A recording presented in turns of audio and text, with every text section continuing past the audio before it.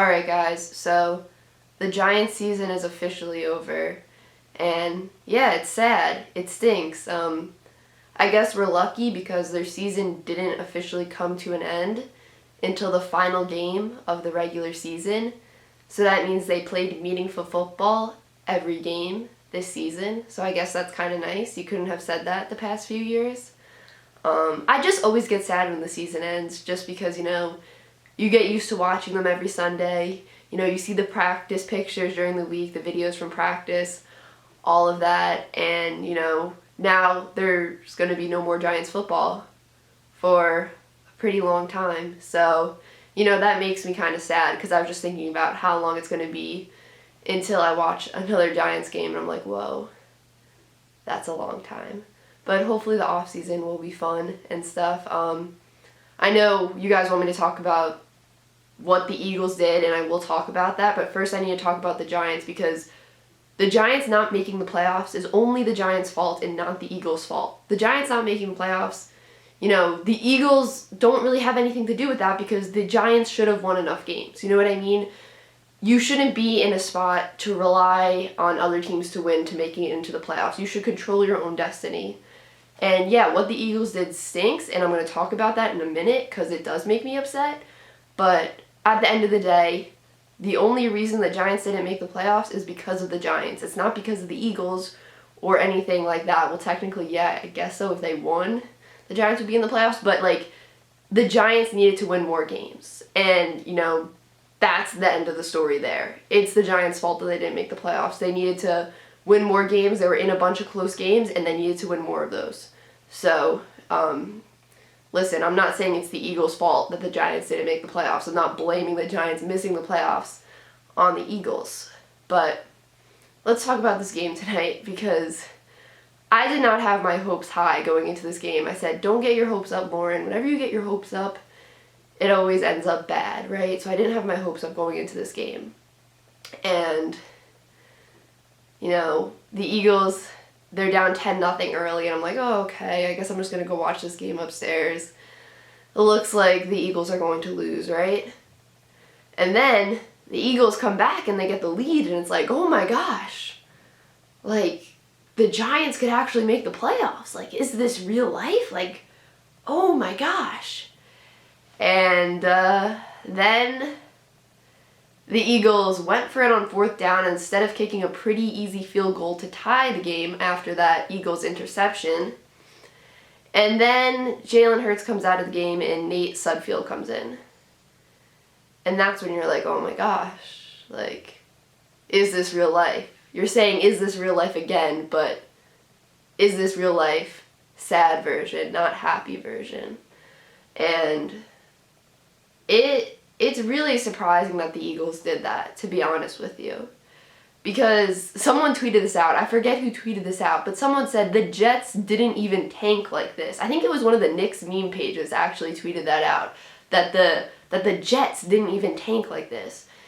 And the thing that confuses me is the Eagles aren't even, in contention for one of the top 3 picks. If the Eagles had a chance to draft Trevor Lawrence, it wouldn't be a good look, but I feel like people would understand it a little more, right? You never want to tank, right? You never want to just not be competitive in a game on purpose. But if it's for the number 1 pick, you think it makes just a little more sense, right? This is for the 6th overall pick. We're talking about the 6th overall pick here. You're on Sunday Night Football and you're losing the game on purpose for the 6th overall pick? It's just laughable. It's pathetic. I'm sorry. The 6th overall pick you're so concerned about. And the thing is, Jalen Hurts just recently became the starter. And he was playing well. He got them back into this game. And he looked hyped up after his touchdowns, right? What I think about now is, what is Jalen Hurts and Doug Peterson's relationship going to be like after this game, right? Jalen Hurts has not played a ton of NFL games. I'm sure he wanted to win this game, right? I don't think any player goes out onto the field thinking, oh, I want to tank. They don't care about, the draft spot. They're playing to win the game. And especially, I feel like, with Jalen Hurts, He's played well. He hasn't played a bunch of NFL games.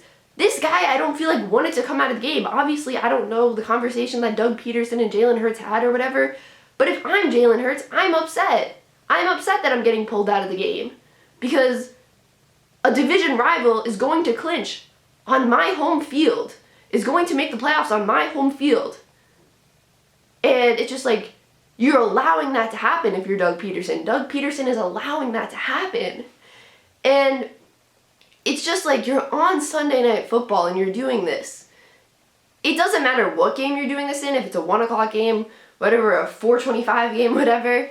It's not a good look, but it's Sunday Night Football, the last game of the season, and you're doing this. It's just, as people were saying, it's just disrespectful to football. Like, the players are playing to win.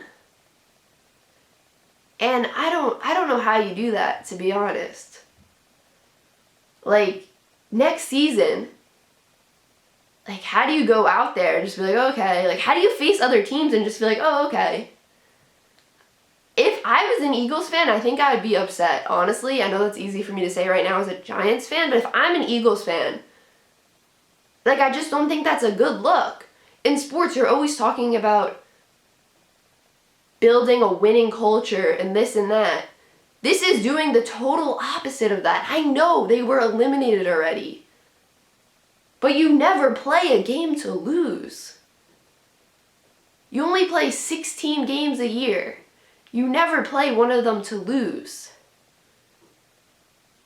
I'm just so shocked, I guess, that it happened. I've never seen anything like that, to be honest with you.